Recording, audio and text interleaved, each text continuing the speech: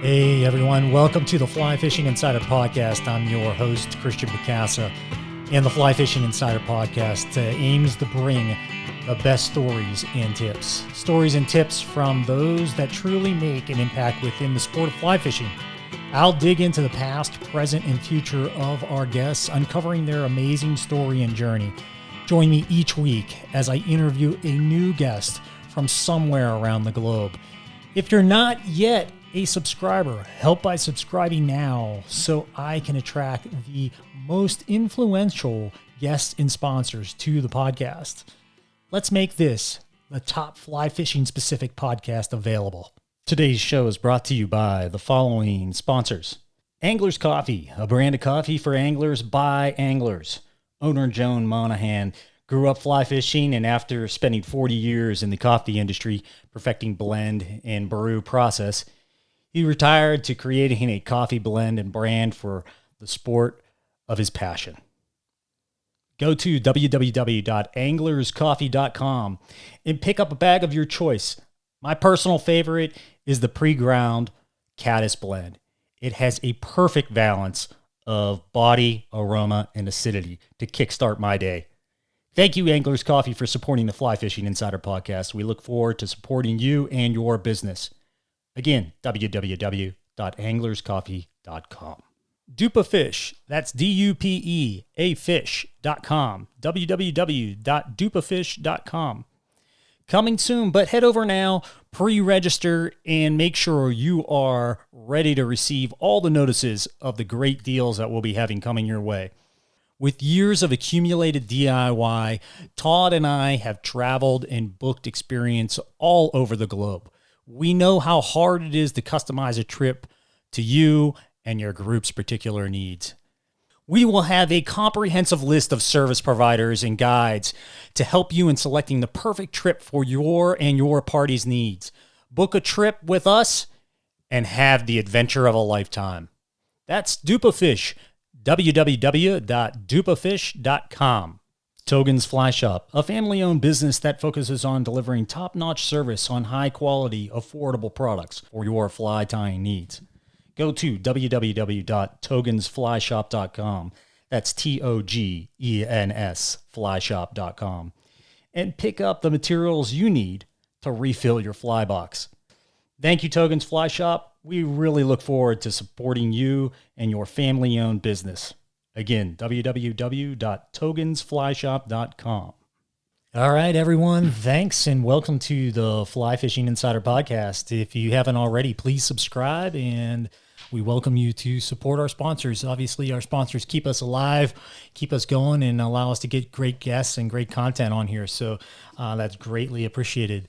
Today, we have a very special guest, a good friend of mine, somebody that I fish with quite regularly.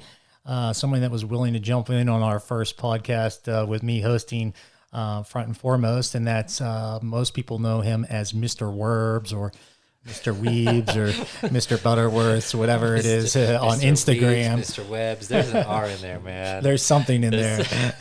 But yeah, it's a very friendly fellow by the name of Aaron Smith.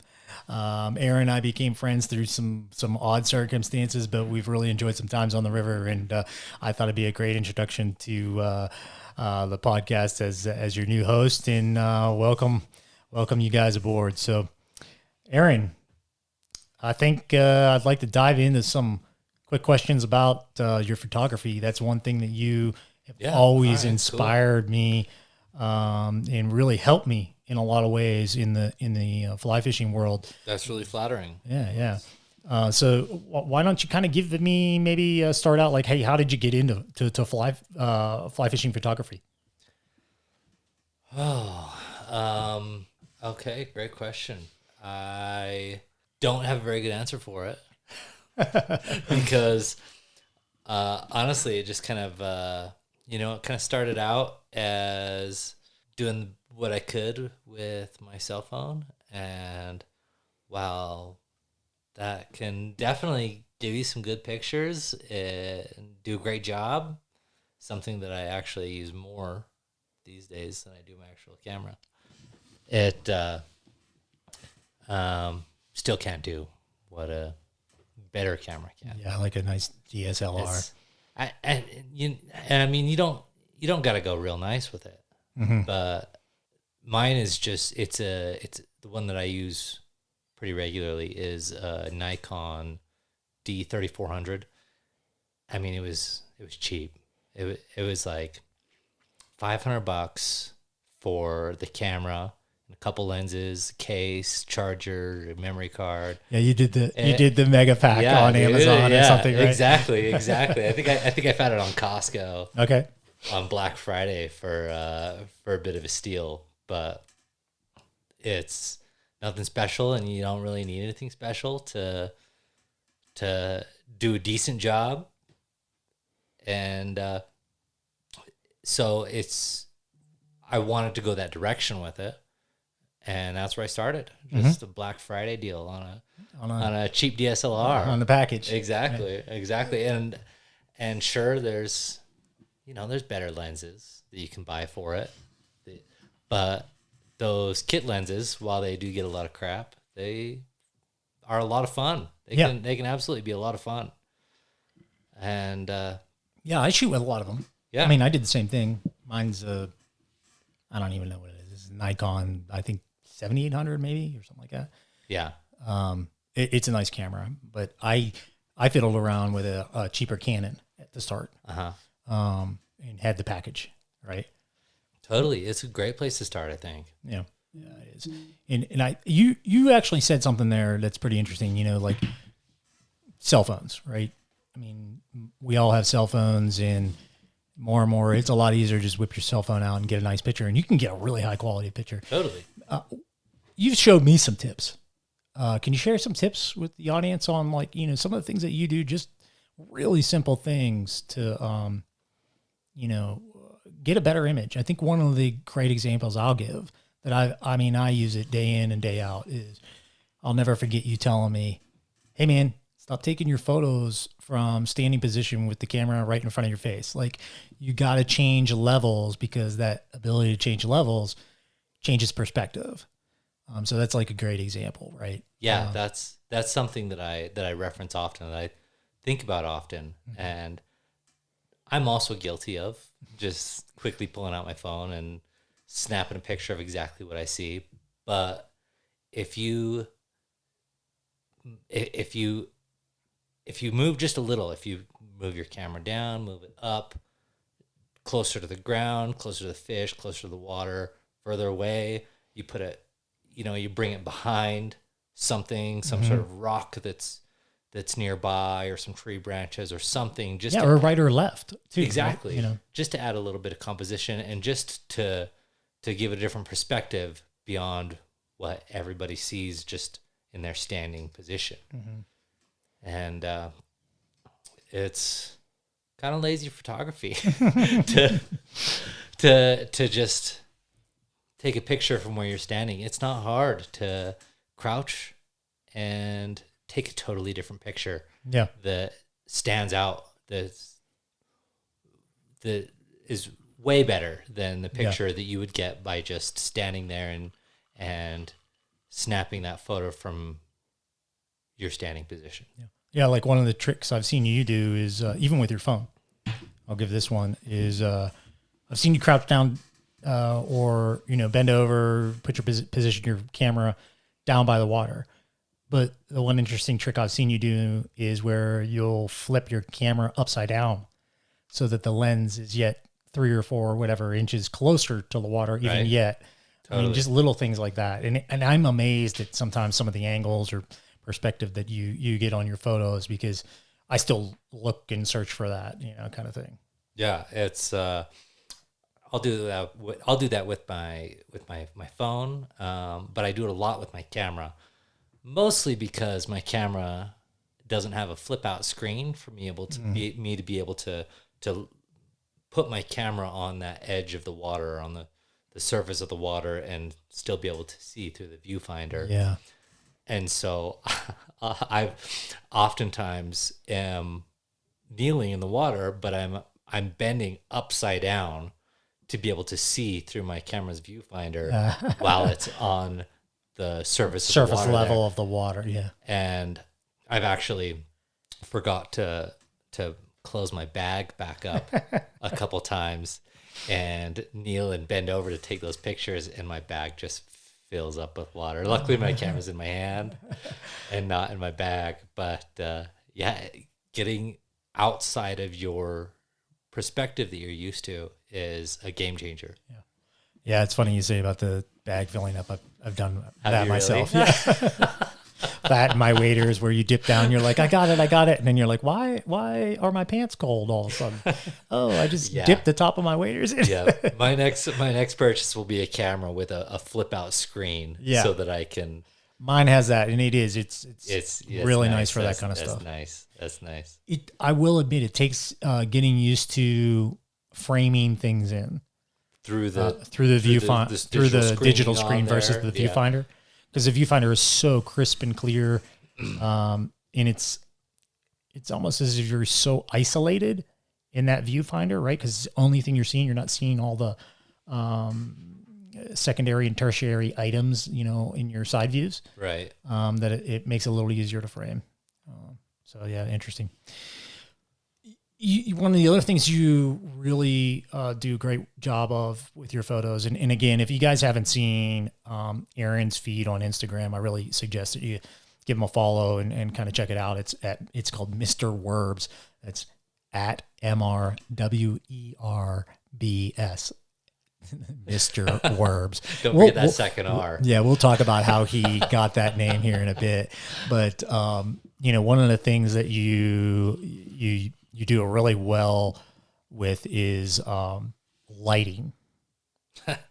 I've seen a number of your photos where, even on our last trip to Boston, you were like, hey, turn it so it's in the light, or I want to get some backlight on it, put the fish back in the net. Let's get one lift with some backlight, and I'm kind of interested in hearing your perspective there. That is something that I'm not only still learning a lot about, but took a while to grasp and realize that I needed to pay a lot closer attention to that as I kind of developed my photography skills. And I can't tell you how many pictures I took where there's a bunch of leafy shadows over the top of the person, the fish, or whatever it is you're shooting, and just trying to quickly snap that picture and going back and looking at it later. And it's just almost like a shadowy camouflage that is just I'm sure there's photographers out there that have learned how to embrace that and take some really cool pictures like that. But with my experience, I don't even know how to work with that. I'm sure people do, but it just turns the picture into a mess. And so if you can take that extra second to make sure that your subject is in the same level of lighting, no crazy shadow lines or anything straight across your subject or anything like that, you're going to end up with not only a much better picture, but you're going to have a better time editing that picture. And you just said it, editing, right? I mean, it sounds like you spend a fair amount of time in post-production as well. Sure. Like I take my photos, and I don't know about you, but I use Snapseed. Sometimes I'll use Lightroom. I really try not to use a lot of like saturation and color change, right? But I do a lot of times work with like shadows and things like that to just get a higher quality photo. Yeah. And, people might refer to that as cheating, but I'm embracing cheating because I am not a very good photographer. No, I think you do great, man. I mean, there's if you're fishing and taking pictures on a bright sunny blue day, that's going to give you just these hard shadow lines on everything. And when you go back and try to make these pictures look good and try to either bring down your highlights or bring up your shadows and try to make it a more visible picture, you're going to have a much better time, a much easier time with pictures that were taken on an overcasty day where those shadows are a lot softer. And that touches on a really important subject, something that we didn't kind of touch at the very start here, and that is, we're really cognizant of taking care of the fish in order to get a photo. Absolutely. And you're very limited on time. I mean, I know you and I, when we go out and we take photos, it's like, we got that thing in the net, we're letting it recover in the net, and then it's like, okay, you ready? Yeah, I'm ready. Okay, we get position, we check for the lighting, and I'm interested to hear some of the stuff that you do too. But I know I always look around. Okay, here's the lighting. We got a good position here. What's going to be in the foreground? What's going to be in the background? I really scope all that out before I try to take the photo. Yeah. And then it's like, okay, we're going to do a lift. And then when we do the lift, it's like, let's snap the photo and then get that thing back in the net and release it. Yeah. I mean, you don't get a whole lot of tries. Yeah. And that thing's moving. The goal is to keep that fish in that net and out of the water as little as possible. You want to minimize that as much as possible. And so oftentimes when I'm fishing or when I'm with other people, I will have already identified something nearby that I want to be in that part of the picture, whether it's something like something cool in the background in the distance, or whether it's just kind of a bush or some grass or some flowers or something nearby that I want to include to sort of add composition to that picture. That way, when they catch that fish, I already have a game plan. I can get in a place, I can tell them which direction to face to where that fish is not going to be half in the shadow, half in the sun, and be able to execute those pictures faster and get that fish on its way.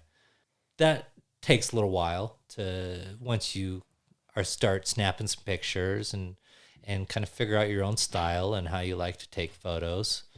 It takes a little bit to figure that out about yourself.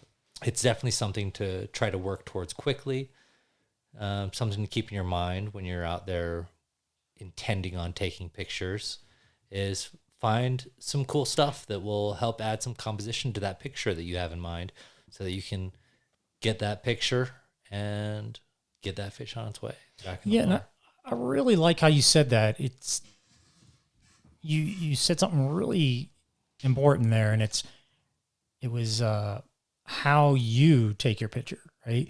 Because it's different for each photographer, and what they're looking for. And I'd love to hear some of the things that you look for when you're setting up your picture. Is it, you had mentioned shadow and light and what's in the foreground and what's in the background. Do you look for, is it just like art, right? I mean, you're looking for texture, you're looking for color contrast or similarities in color. What are some of the things you look for? I know those are some of the things I do, but curious to hear your perspective. A lot of the time, I'm just trying to find something that adds composition, meaning that I want something close in the photo, something midway out the photo, and then it's kind of some background in the distance, almost like depth. Right? Yeah, I want something to kind of add those layers to that photo. So a lot of times I'm not terribly picky about what it is, unless I see something that is obviously very cool, some very cool wildflowers growing on the water, a very cool mountain in the background. I already have that in mind. But beyond that, I'm just looking for something, anything almost, to just kind of add some texture and some composition to that photo and put some flowers and some branches. Sometimes I've even broken off some branches or grass and held it in front of the lens just to add that composition to the picture. Yeah, that's pretty cool. I look for a lot of those things, and it's always hard. You get in there and you start get excited. Your buddy just snagged a good one. You're like, right. Oh man, here we go. We're gonna get this photo. Don't blow it. Yeah. Oh my God, don't blow this. Because I've done that before. Ask Steve Grider. Yeah, I think he's still pissed at me. Yeah, I've heard that story. You've heard that from story, both sides. Right? He got for the audience. I've got a buddy Steve who's on IS Fly Fish, which is Indian Summer Fly Fish. They make great hats. You guys should check it out. But Steve caught this absolutely beautiful splake. Had the full on in prime color mask. I mean, just a beautiful fish. And here the night before I was on manual trying to shoot starry photos, and I like took all the pictures in that. Yep. And then I I was know like, exactly how that goes. You try to snap your picture and it locks up because you got this like yeah, 10 to 30 second exposure. right. And then It was brutal. It was absolutely brutal. And I was like, hey, let me get some on auto real quick, just in case. And he was like in the process of releasing. And I was like, I think I got some. And then I looked at him and my heart sank. And then I pretty much dodged the look of disgust for the next 3 days. It was brutal. It was absolutely brutal. That brings up a good point. Don't be afraid. There's this stigma attached to shooting in auto. Sure, you spent a few bucks. You picked up a nice DSLR. Don't be afraid to shoot in auto. Mm-hmm. It's sure manual is ideal. You're going to get better results once you understand that better. And there's a little bit of a learning curve to it. But by all means, if you're not comfortable with it, start in auto and you're still going to get great pictures. Yeah, especially with the post-production edit, right? Yeah. Yeah, I agree. I mean, I shoot primarily in auto still. I mess around with some of the partially manual settings. Sure, yeah. Right, where I'm using one aspect of the photo in manual. That was something you taught me again. So thanks. We talked a little bit about photos. I know you love photos, but you really love fishing. So let's dive into some fishing here. You've had a hankering the last year on stillwater. Yeah. Tell us a little bit about where maybe that came from and what you've been doing to kind of get yourself prepared for this season. I know you've already done quite a bit. Yeah, it's something that I've probably fished. Even before this year, I probably still fished more stillwater than I have rivers and creeks and streams. Don't get me wrong, I love rivers and creeks and streams. Pocket water is probably my all-time favorite type of fly fishing. But still, I've always fished a lot of stillwater for a long time.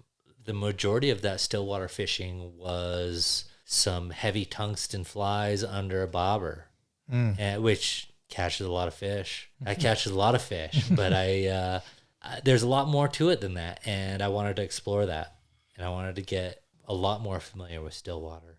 So give us some examples. What have you explored? It sounds like it's your rigging, right? You're referring to.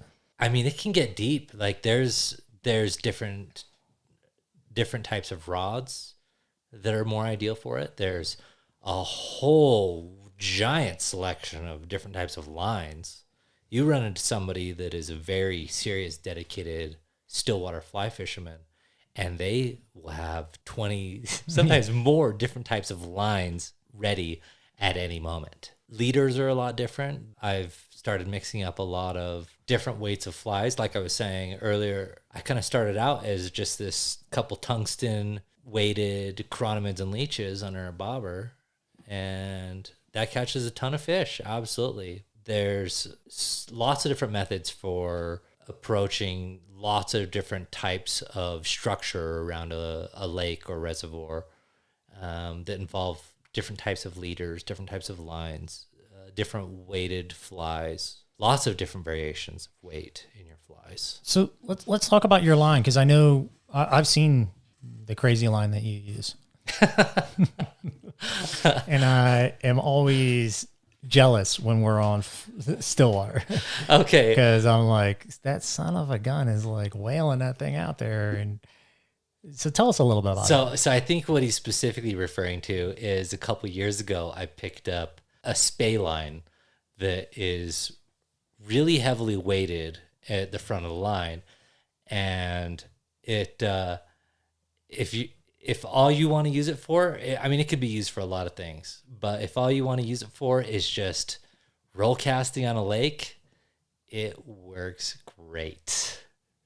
It works so good. I picked up this, I think it was the Rio switch chucker in a 5 weight, which being a spey line, it's more comparable to like an 8 or a 9 weight forward line. But I put that on a lighter weight rod and lighter weight rod, like what size rod? Isn't it like an 8 weight or? Yeah. I use it on anything from a 6 to an 8, just wildly overlined.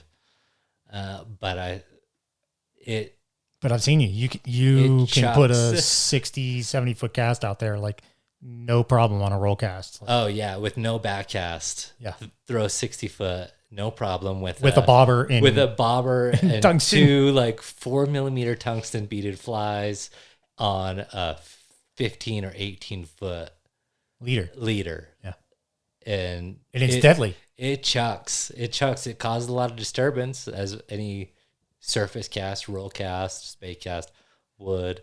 So it's got its pros and cons, but it can cast. Yeah, no, it does. I mean, I've seen it. We've been in a lot of places where I'm like, man, I can't get to the fish. I can't get to the shoal, or I can't get to the drop off, or the structure, or whatever it might be. And you're like standing beside me, like whipping it out there with, not even thinking about it. And I'm like, yeah, I think I'm just gonna go fish over there. Yeah, I feel like it's kind of cheating a little bit because it's wildly overlined. Oh, dude, you're Macho Man Randy Savage on that thing.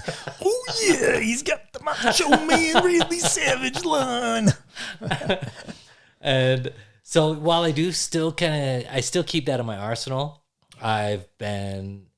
it's not as practical for fishing other types of structure, like more shallow weed beds or anything that I don't want to throw a bobber with. All right, so you just opened the Pandora's box of, okay, so how do you fish the shallow weed beds then there, Aaron, Mr. Werbs? No, this year I picked up a bit more moderate of a floating line. Okay. And then a couple various sinking lines. One that's like a real slow intermediate, and then a little bit faster intermediate, being like 1 second to like 3 seconds on different lines. Okay. And also started varying a lot of my weight on my flies, kind of distancing away from tungsten under a bobber and fishing more unweighted flies or lightly weighted with just a few wraps of lead or brass or glass beads. To be able to use a floating line or a really slow sinking line and slowly crawl those scuds and damselflies. You're doing like a figure 8 retrieve on those kind of thing. Yeah, especially on calm days. A little slower if it's choppier day.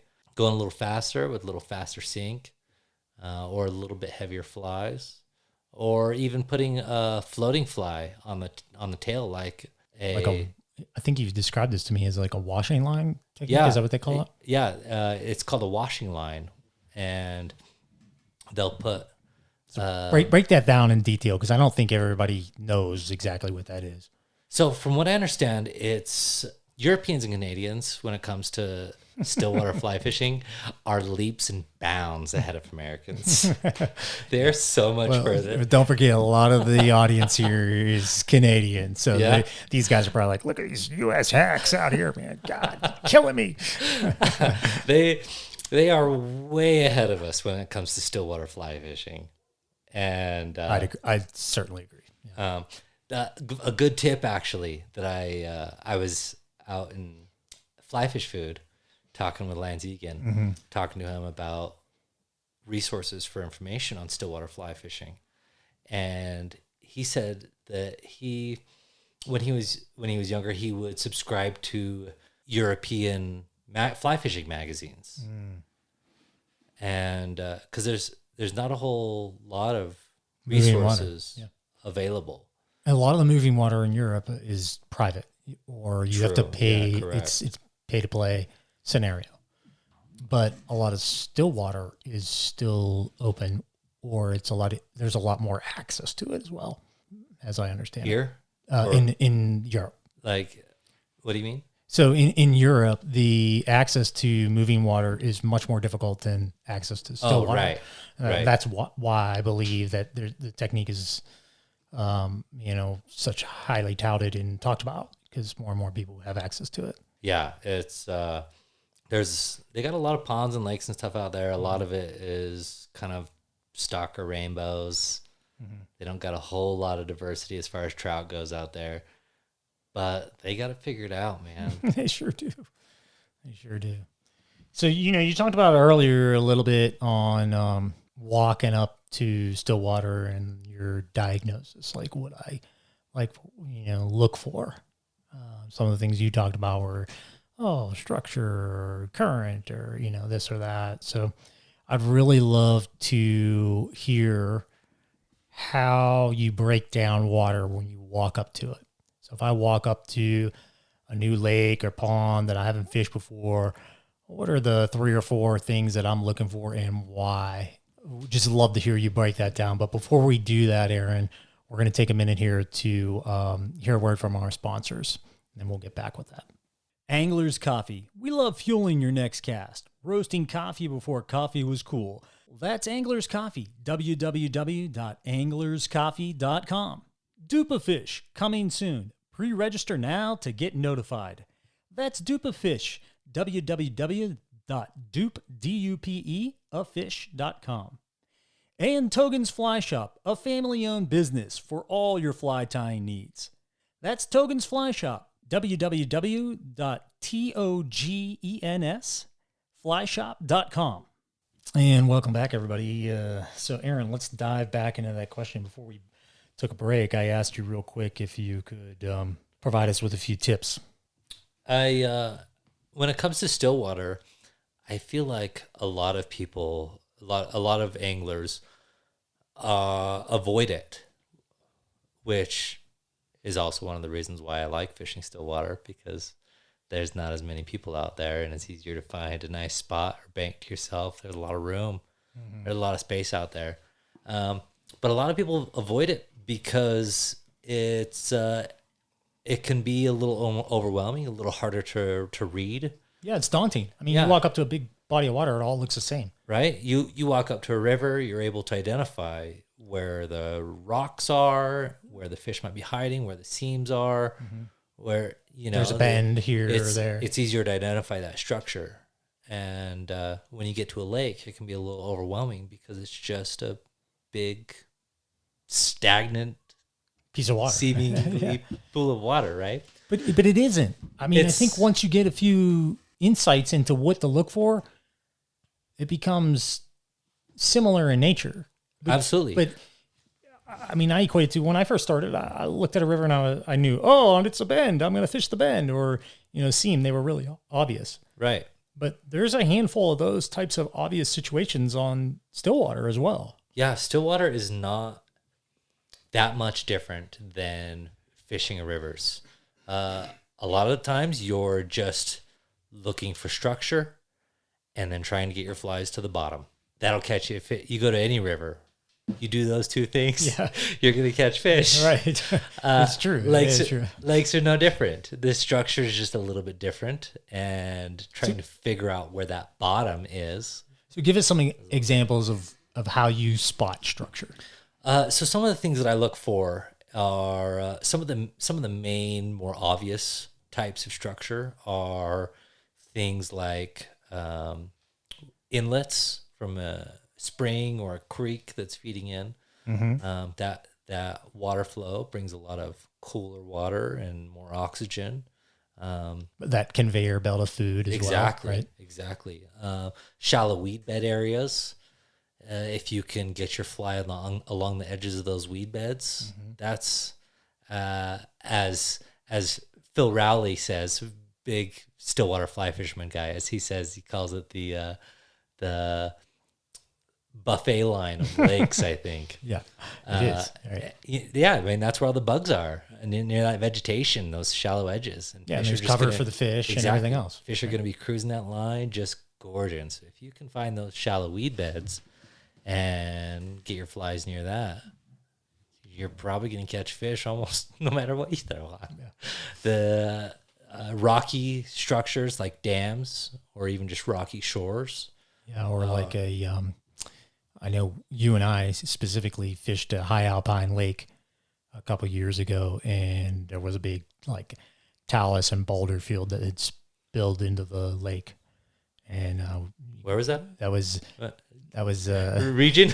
Yeah, I'm not gonna give the secret up. Remind me this. This was a high alpine lake on a big trip with a bunch of guys. And Okay. Yeah. Sorry guys, we're not giving our secret. But yeah, some big brooks came out of there. Oh yeah. But it was obvious. You walked up, and it was like no structure anywhere on the lake except for there, and then there was structure and a steep drop. And that's one prime example. Those rocky sections not only do lots of bugs and critters, leeches, crawdads, just about like minnows, just about anything is hiding around rocks. And fish are around almost any time of the day, especially if you can catch that wind blowing towards that rocky dam or rocky shore, and it's just stirring up those rocks, disorienting any minnows or crawdads or whatever might be around. Those fish know it, and they're around. If it's windy and it's blowing towards that dam or a rocky area, that's probably where you'll find me. Is right there. At least at some point, you're gonna find me there near that rocky structure. Drop offs, if you can find those banks, even in Google Maps, you can usually see where the color change is steeper and drop offs a little tighter in those areas compared to others. Fish like those areas because they have that ability to hide in the deeper water quickly and still come up to those shallow areas where that vegetation and bugs are, and then be able to dive quickly away from predators. Yeah. George Daniels talks about that a lot in river structure. Like, big predators, they want a place to go and hide. Yeah. And it's like, that's what they do. They, in the evenings, they come out and they feed in the shallows, but they want somewhere where they can get away from predatory animals, et cetera. I mean, this is like a primary survival tactic, right? Yeah. Here's a fun tip for you right now, where the majority of the West is in a huge drought. Rivers, lakes, everything is low. We're expecting a bad fire season. Fishing regulations are about to start hitting us, which is okay because the water temperature is low. The water temperature is going to rise. Warm water doesn't hold oxygen as well. That's if they say that it's hoot owl hours or something like that. Yeah. If they say that rules are off, can't fish, this place is closed for this time, I'm okay with that.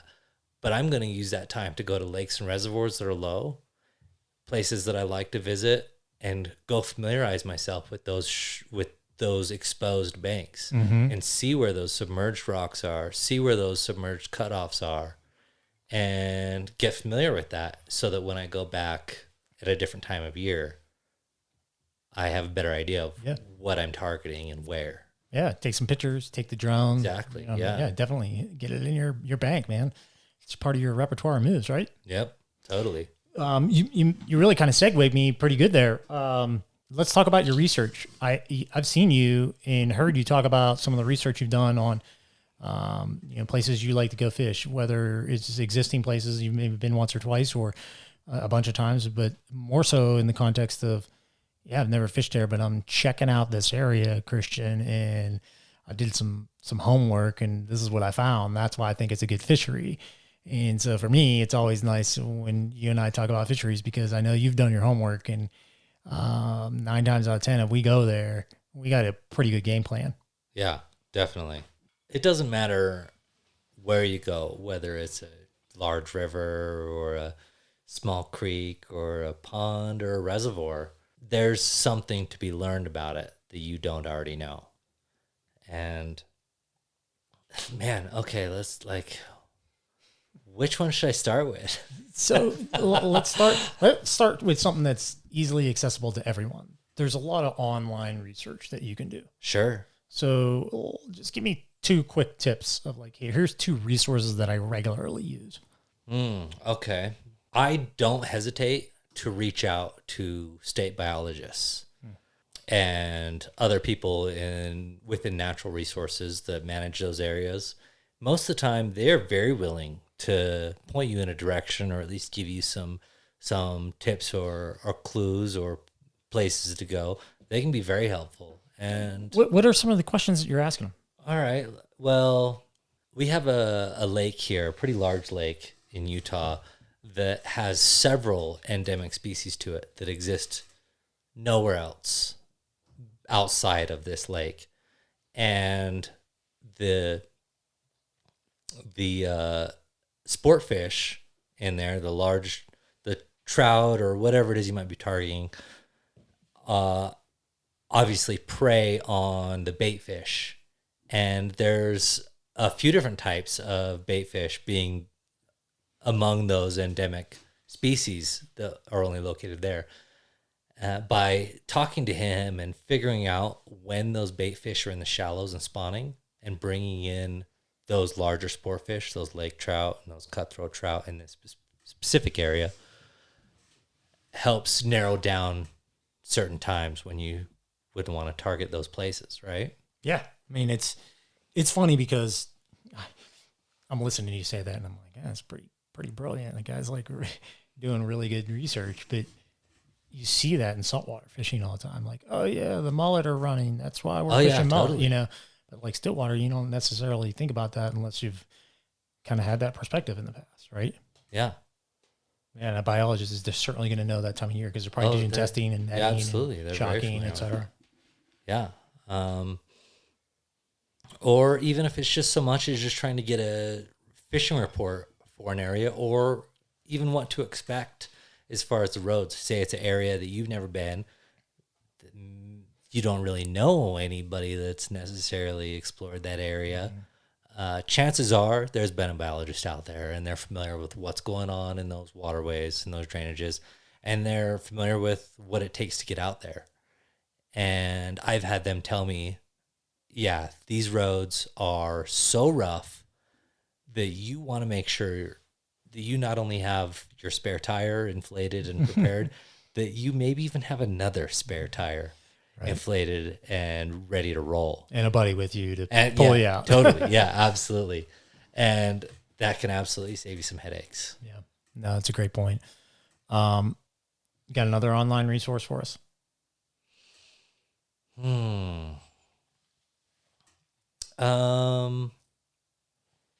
Most states put out stalking reports that are really easily available online that can give you a lot of information, especially with things like sterile species like tiger trout that are often used as a management tool. Mm-hmm. Okay. They can't reproduce, and so in a lot of areas they'll use those for a management tool to help keep chubs or other bait fish or other things under control, knowing that they won't spawn and take over and repopulate. And so you just look at like life expectancy of a tiger trout and then correlate that to the stocking date and then go, oh, well, it should be mature on these couple of years, right? Yeah, I mean, tiger trout don't live very long. It's only like 7 or 8 years. And if they're in a place that has a lot of bait fish, somewhere that you've been to that's really fertile, has a lot of bugs going on, chances are those tiger trout are going to grow fast. Yeah. I mean, those things eat like they're aggressive. Yeah, they're aggressive. And that can kind of help point you in a direction towards finding a really big fish like that. Yeah. All right, so those are some great tips, Aaron. And there's another subject I want to kind of dive into because this is something that I've seen you do a great job at as well, and that's finding people to fish with and getting people involved in the sport of fly fishing and really making people feel welcomed. You know, when I first met you, one of the first things that you did for me was, hey, dude, you should show up on fly tie night. You know, we tie flies and there's a bunch of us. And it was like, I showed up and there was like 10 guys there. I'm like, whoa, sweet, I got a bunch of fishing buddies now, but then as I came regularly, one of the things I noticed is like every week there were new people. And there were a couple of places that they came from, but you were always open door policy of like, show up, let's share some information, et cetera. So I thought that was really cool. I mean, fly fishing is certainly a tight knit community. It's got a little bit of a stigmatism to it of being, hush hush on a lot of things, but Totally. although you are very careful about, exposing areas and whatnot, you're also an open door to a lot of the very well-known areas and bringing new people out, et cetera. So kudos to you for doing that. So maybe kind of tell us a little bit about like how you meet new people and help them get involved and what that's done for you personally. Yeah. From the start, Instagram and mediocre photography made an excellent vehicle for meeting fishing buds and meeting people within the industry. And yeah, Instagram and providing mediocre photography made a great vehicle for getting to know people and in the industry, and making not only surrounding myself with a lot of really fishy people, but surrounding myself with a lot of knowledge. If you're not fishing with people who are smarter than you, you're not going to learn. Stagnant, right?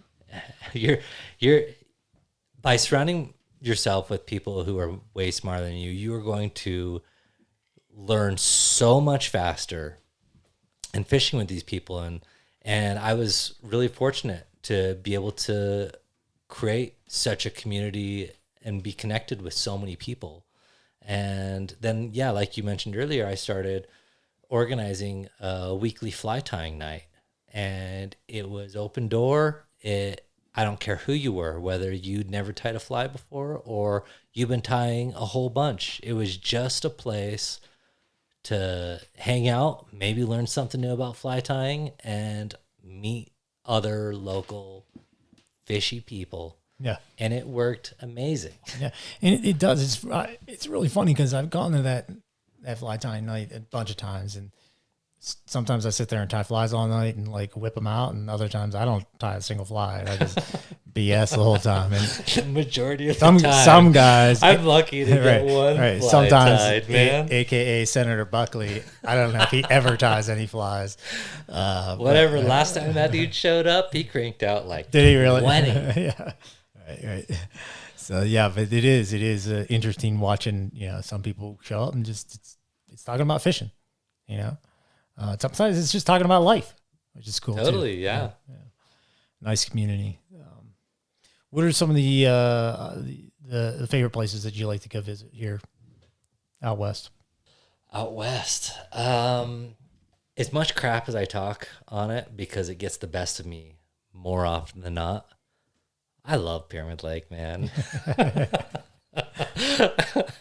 That place is so cool. And I've only caught a handful of fish there. I swear, every time I go out there, I catch a couple fish.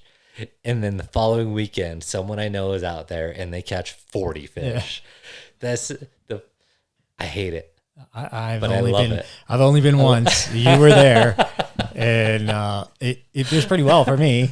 Yeah, we had a good time. We had a good time. We didn't get any lunkers, but we got some nice fish. Some pretty solid fish. It's like Pyramid Lake. If you haven't been there, lunkers are lunkers, and the non-lunkers are lunkers. Yeah. It's a very unique place. Yeah, big fan of that place as far as the West goes.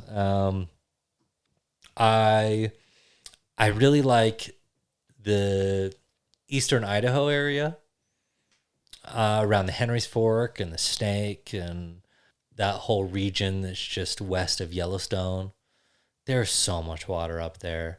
You could fish for days and days and days and years and still not fish all of the water out there. There's so much to be fished and so many good fish. Yeah, and there's a lot of like blue lining up there where you can just absolutely, it's not published. People don't know about it, and you can go spot around and catch just amazing fish. And that area just spectacular from a views perspective. I mean, oftentimes you had shots of the Tetons, or you're in some kind of Rainbow Valley kind of scenario. I mean, it is just amazing. I mean, you're almost in Yellowstone. Yeah. And Yellowstone is... Yeah, in itself. Everyone knows Yellowstone is unbelievable. Never heard of it. Where is this place? You got Yellowstone, you got the Tetons, and just, you're right next to it. Of course, it's going to be beautiful. Well, Aaron, let's just take a quick minute here and thank our sponsors. I can't express enough that this podcast wouldn't be around without our sponsors. So please go out and support them.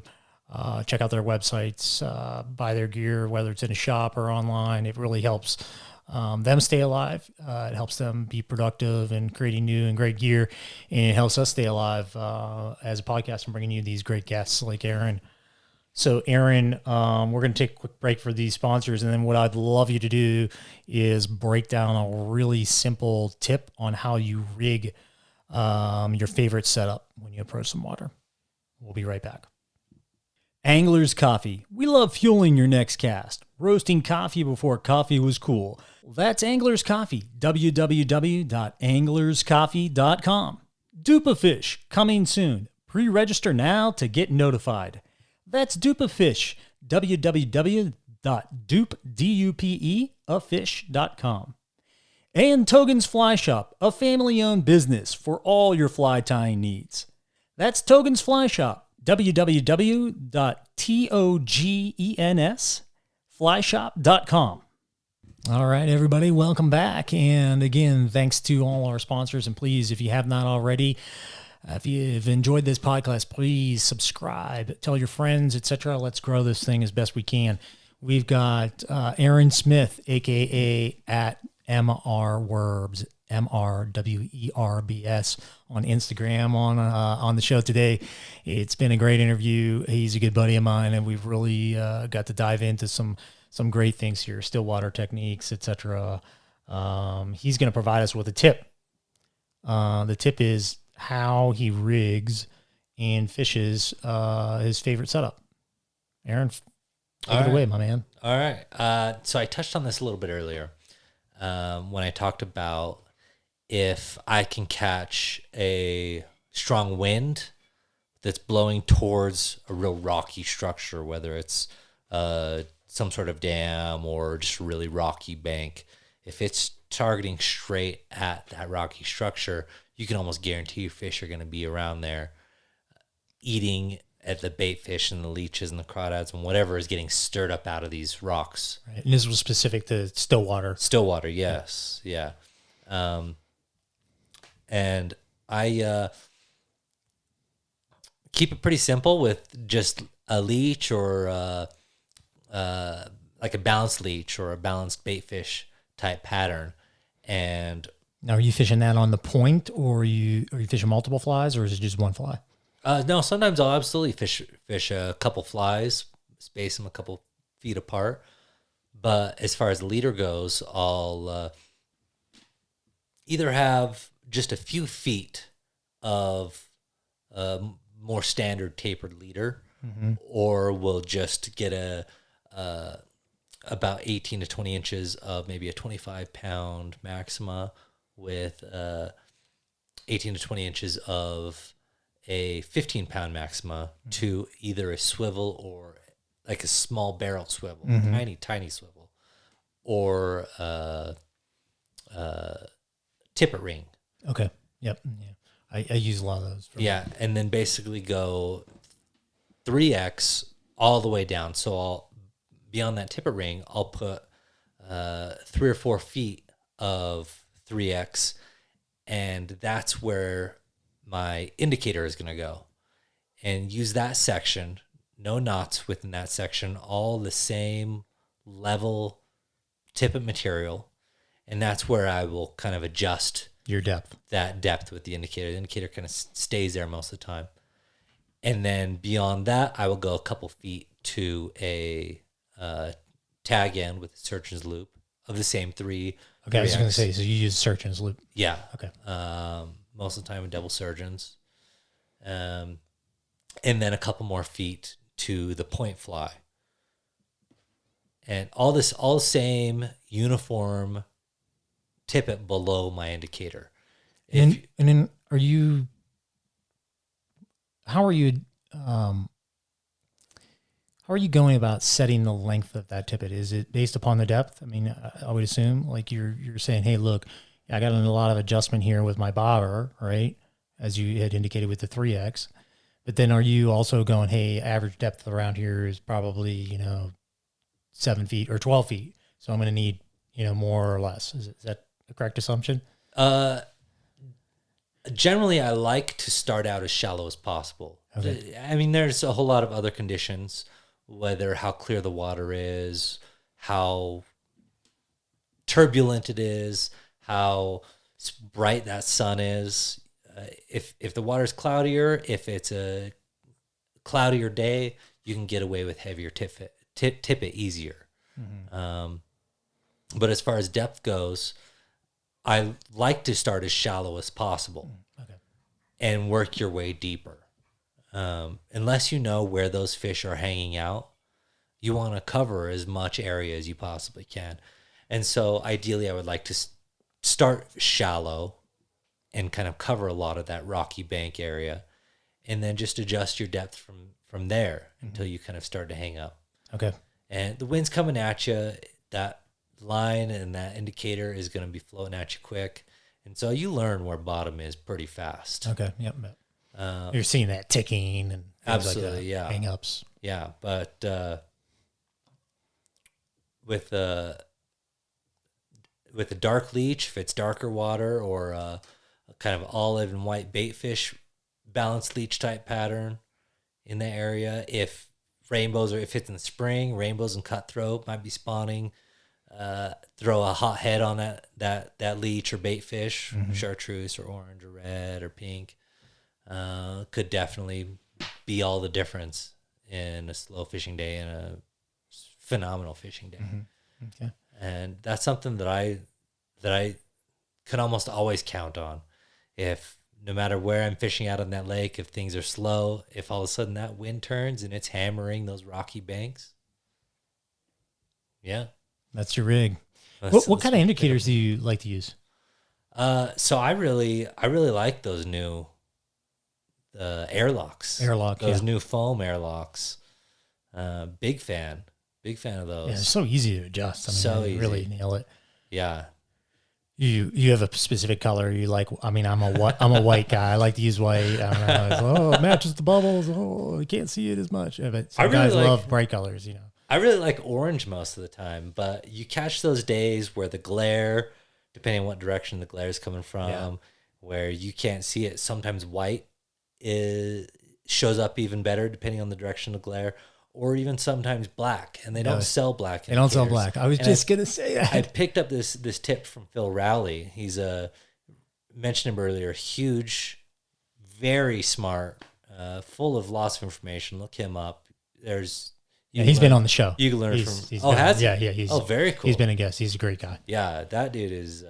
He's smart. Yeah, he's super fishy. And yeah, he brought up the point, the tip to keep a Sharpie in your bag, and on those days when the glare is coming right at you, if you get your Sharpie out and color your indicator black, will make it a lot more noticeable.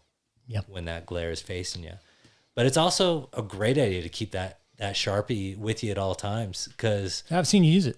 Yeah, you might show up somewhere where there's tons of perch around, little baby perch, and just drawing a couple little dashes or marks or par marks on a little streamer that you might have might make all the difference. Yeah.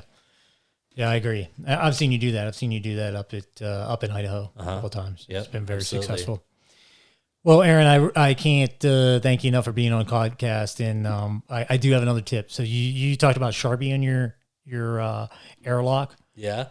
If you want really long-lasting black airlocks, tip for you is go buy a couple of white ones and then go buy some black hair dye, and you can dye them and they last forever. And you're absolutely right. The black just stands out like a sore thumb for some reason in the right light. So yeah, it's a good one. I learned that on Blue Wings. Somebody showed me that on Blue Wings once, and I was like, oh my God, you're absolutely right. These kind of black CDC Blue Wings, they just stood out, and it was like you could just really crush them. But I'll bet that black RIT dye, I've seen it in just about any grocery store even. I just go to Walmart. I buy the cheapest black dye I can find, and will probably work great. Yeah, you just throw them in there overnight. And awesome for dyeing your tying materials too. Yep. Yeah, and it's good, when you're gray-haired old man like me, take care of your beard. Well, again, Aaron, it was great having you on board, man. I really appreciate it. And thanks, everyone, for attending. We'll see you soon. This is the Fly Fishing Insider Podcast at www.flyfishinginsiderpodcast.com and at Fly Fishing Insider Podcast on Instagram. We hope you follow us, subscribe, and have a great day. Please tell your friends and foes and every other fishy person you know about us. We'll talk to you soon.